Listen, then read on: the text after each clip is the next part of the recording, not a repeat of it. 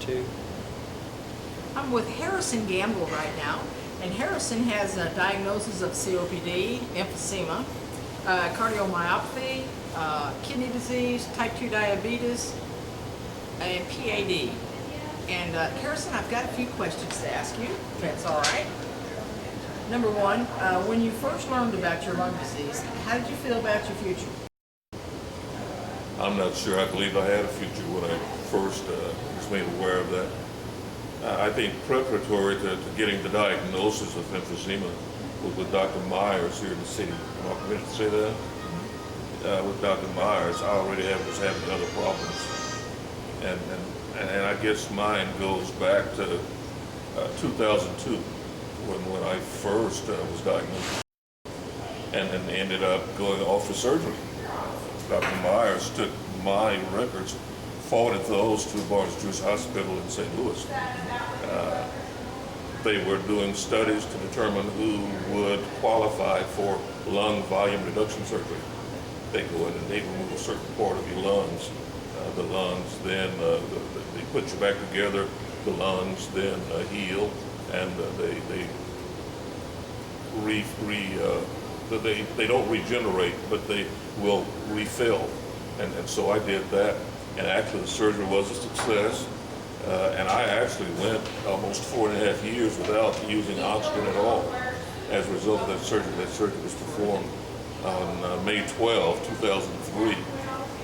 But when I was initially diagnosed, I had no idea about a program such as what you guys are running, because Dr. Myers sent me here. I visited with the people here in cardio, and I went through that for 2 or 3 years, a couple of visits following the surgery, and I went through that for a while and was doing okay. But one of the things I never developed, though, Debbie, was any kind of discipline to go along with it, because I didn't know there was somewhere I could go for the pulmonary side of it. Consequently, I was forewarned, whatever you do, Harrison, you have to continue to work out, because you cannot just sit idly by because you'll lose the benefits of this surgery. That's right. Well, I don't learn very well when people tell me things. I have to experience it, because exactly what I did, I actually stopped working out after a time because I was doing so well. I was out cutting my yard. Believe it or not, the most amazing thing to me was that I could get out and I could actually do my own work. I could cut my yard and a number of other things. And so I was doing that. But I think it was about 3 summers ago where I seemed to just hit a stone wall, where I wasn't able to do it anymore. I was having all kinds of difficulties and really, really panicking. That was when Dr. Myers visited with me and said, "Harrison, I believe your surgery has run its course. I think it's just really done just about all it's going to do for you, and now you're back to where you were when you started." And of course, that was panic time, because, geez, at that point, Debbie, I couldn't walk from here to that television over there without being completely out of breath. In order to jumpstart me, he did give me prednisone, and I was on one of the packs of that. I did that, I guess, for 6 or 7 days, one of the weaning dosages. And he gave me another script that I could come here and start working out again. I think it was 12 visits with the cardio side of it to help me to get some exercise back. And I was just in the process of concluding that when I believe it was Debbie called you and Kent over, and you asked me if I'd be interested in doing something here with the pulmonary side. I remember that day. I'd never had anybody to come to me and talk to me about pulmonary rehab or anything like that before. At that particular point, Debbie, I was in pretty bad shape. I mean, I couldn't even scratch my sides without getting cramps. I couldn't bend over and tie my shoes. Any number of things, because I just wasn't doing anything except feeling sorry for myself.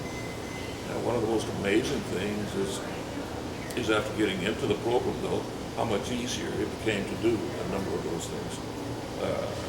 I can still remember when we started this, how difficult it was for me to do the 6-minute walk or whatever it is you do Right.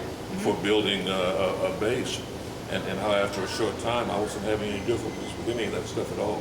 It's simply been amazing to have a chance to work.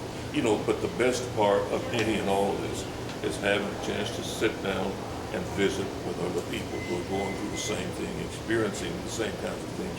And that's why I would, when I was initially diagnosed back in 2002, I had somewhere I could have gone and gotten into a breakout group or something like this where we could have had that kind of feedback. Excellent.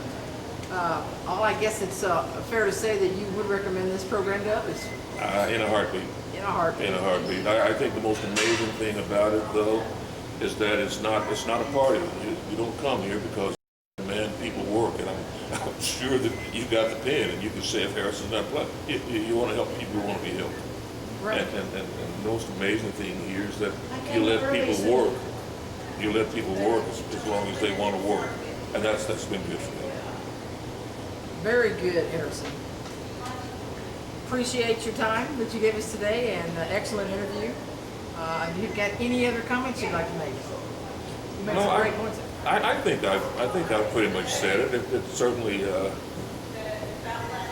I guess the fact that I've stayed with the program now, even though I've gone through the rehab program, I do have a membership here, so I continue to work out.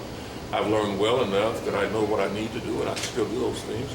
And I'm still reaping the benefits of the hard work and the time you guys spent with me. I appreciate it. All right. Thank you very much, Harrison.